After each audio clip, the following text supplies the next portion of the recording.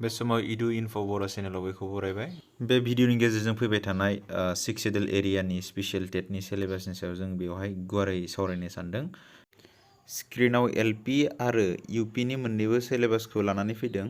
LP सेक्सननि सिलेबासाव जों नुनो मोन्दों गासै मोनबा खोन्दोनि आयदा। बेवहाय जोङो गिबियाव दङ चाइल्ड डेभेलपमेन्ट पेडागजि, थामहिनबा खुदिया जौगानाय आरो फोरोंखान्थि सोलोंथाइ।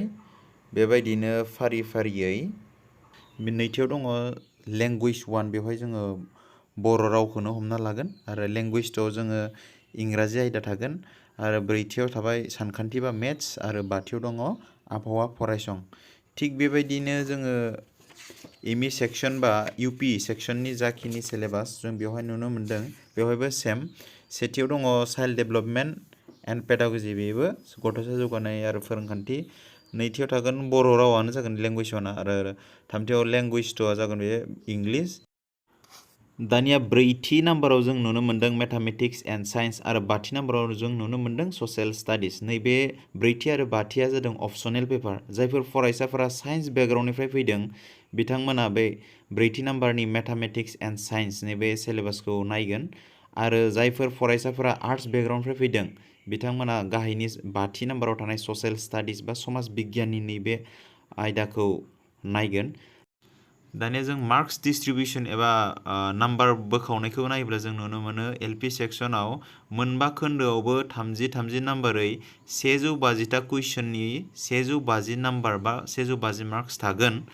थिग बिदिनो जों इउपि सेक्सनावबो 150 मार्क्स थागोन। बेवहायबो मोनथाम खोन्दोआ जों 30-30नि थागोन आरो मोनसे खोन्दोनिफ्राय जों 60 मार्क्स फैनाय नुनो मोनगोन। बे जाबाय जायफोरा साइन्स लादों बिथांमोननिया मेथ्स आरो साइन्सनिफ्राय 60 मार्क्सनि कुइसन थागोन आरो आर्ट्स बेकग्राउन्डनि फरायसाफोरनि थाखाय ससियेल साइन्सनिफ्रायनो 60 मार्क्सनि जों कुइसन फैनाय नुनो मोनगोन।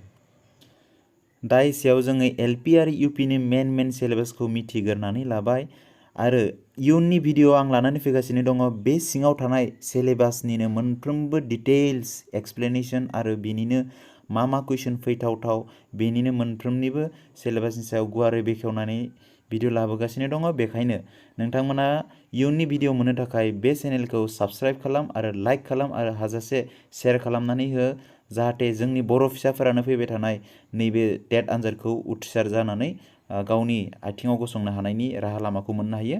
गोजोन्थों।